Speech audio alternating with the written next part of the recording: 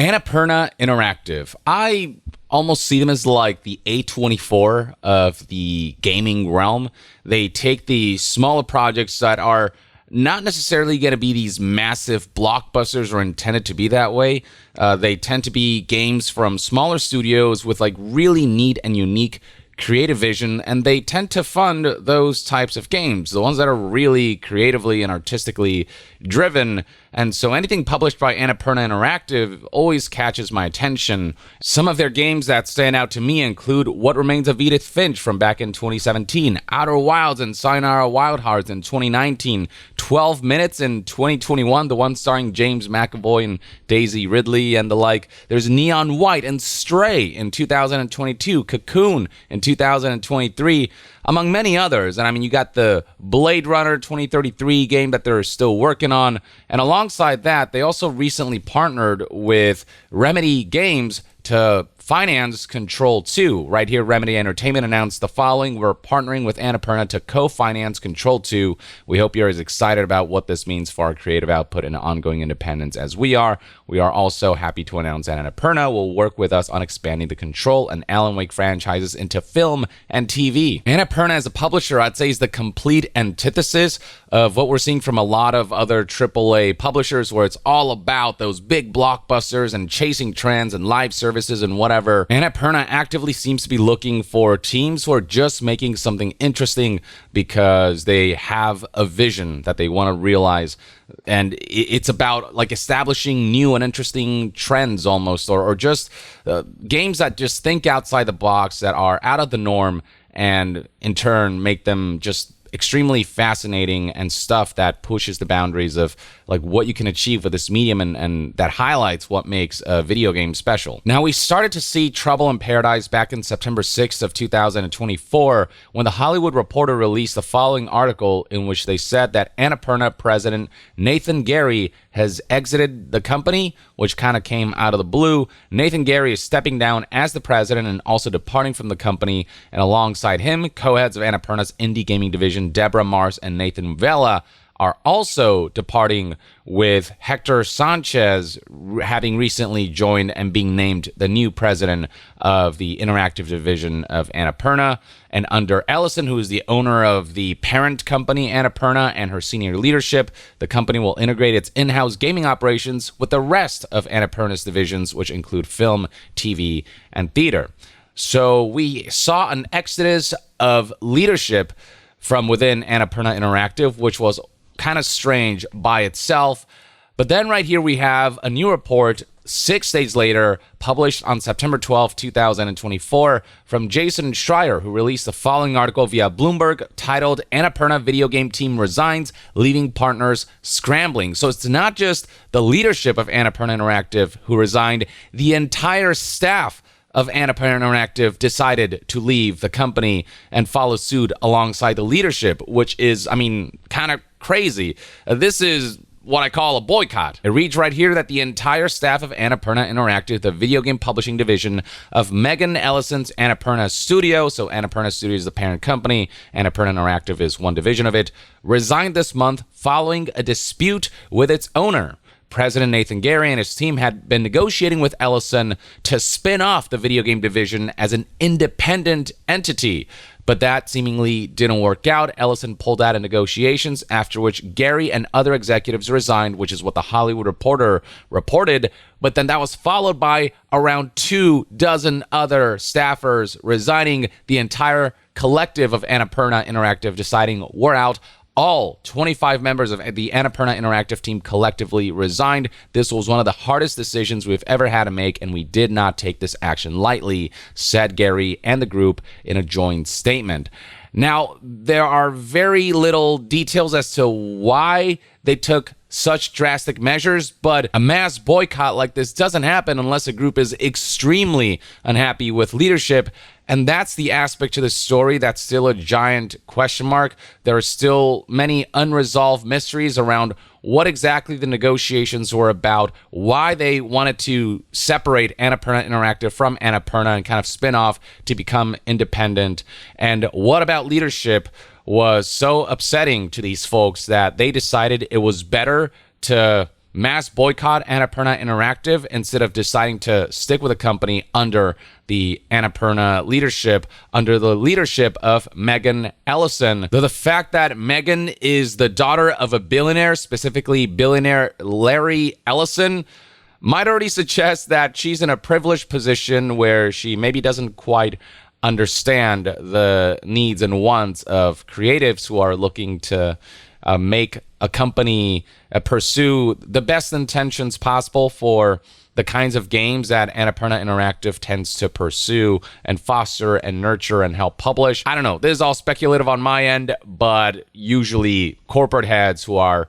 in the privileged position to be billionaires and all they care about is money don't tend to care much about the art form, but rather the results of what the art form can achieve financially for the corporation and the corporate and financial interests. Though apparently we are going to get more answers in the coming weeks. Jason Schreier is looking to get more information before he publishes a story about what exactly happened behind the scenes that caused this kind of mass quitting on the part of all Annapurna Interactive staff members and executives, and why they were not content enough with the current leadership structure to stick around, saying, I know there's still a lot of lingering questions about what happened at Annapurna Interactive and why the entire staff resigned. I'm still reporting and hope to publish a follow-up story in the coming weeks.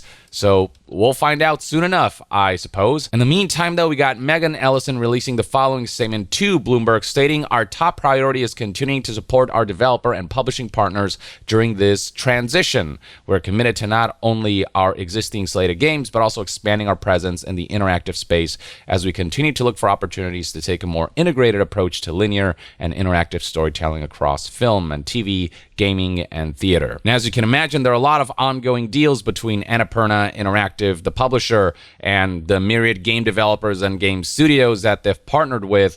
So it's just been kind of chaos behind the scenes, with a lot of developers wondering if Annapurna will honor the deals that they've made, given the disruption that this mass exodus has caused within Annapurna Interactive. But a spokesperson seemingly insists that all existing games and projects will remain under Annapurna. And apparently the new president of Annapurna Interactive, Hector Sanchez, has reached out to developers and told them that the company will honor existing contracts and replace staff who have left, which is definitely good news. But it's important to note the massive leadership change that has occurred within Annapurna Interactive, and how a company conducts itself starts at the top.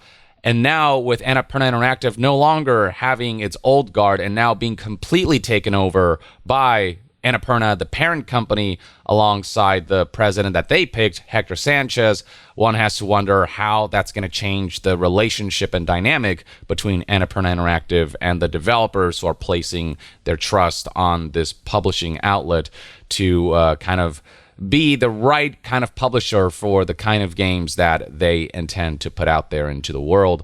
So hopefully there isn't an adverse impact on the developers. Like, sure, the contracts are being honored, but in terms of what that relationship is like, hopefully the heads will ultimately honor the culture that has drawn the sort of smaller teams and developers to place their trust in Annapurna Interactive, and hopefully it won't become this really seedier and scummier publisher with more nefarious intentions amidst this leadership transition. We'll see. That only time will tell. Now, another major lingering question is what will happen to this deal that Remedy Entertainment made with Annapurna, where Annapurna would co-finance Control 2, and they would work together to expand the Alan Wake franchise into other mediums. Apparently, this is a deal that is still intact and won't be impacted by the mass exodus, with Jason Schreier tweeting, since a lot of people are asking, Remedy's deal for Control 2 and Alan Wake is with a broader company, Annapurna Pictures, and it is not impacted by the departure of Annapurna Interactive staff. So Annapurna Interactive, again, is a subdivision of Annapurna as a whole, and it seems as though the parent company, Annapurna, is still working closely with Remedy, and that aspect of things will remain intact. So that means that Remedy can still fund Control 2. Do keep in mind that while Alan Wake 2 garnered a lot of praise and a lot of critical acclaim, it did not sell as well as Remedy would have liked,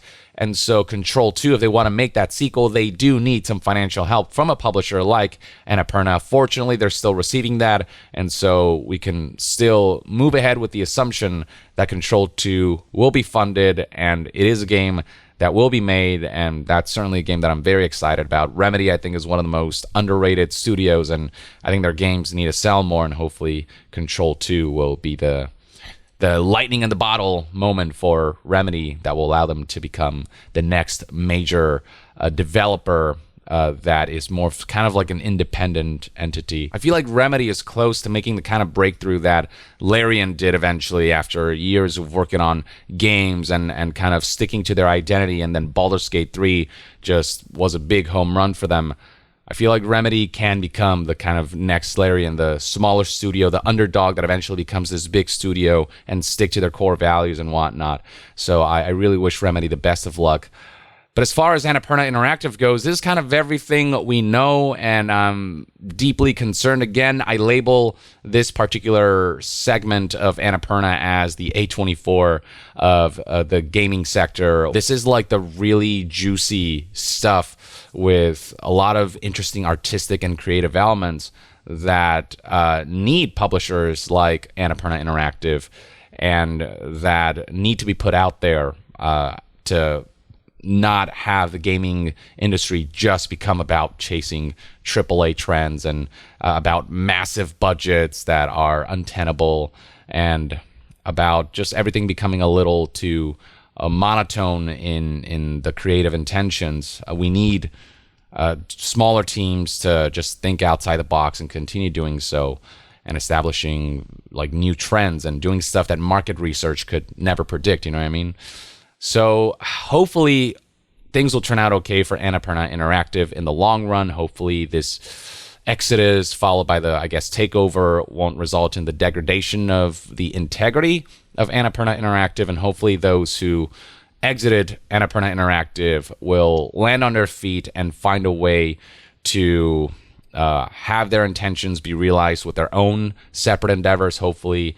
And I'll be very curious to find out what about Annapurna's leadership, the parent company's leadership, and what about Megan Ellison's leadership and this notion of not being independent from Megan Ellison's Annapurna studio made it so untenable to stick around and made it a necessity to quit en masse. The story will develop, and I'll keep you guys updated. In the meantime, though, let me know in the comments below what your thoughts and opinions are on all of this and what you think might have happened behind the scenes and what your prospects are for the future of Annapurna Interactive given this paradigm shift for the company. Share your thoughts in the comments below, and to be further updated on all things gaming news, reviews, and discussions, stay tuned right here on Young Yeah. I'll see you guys next time. Young out.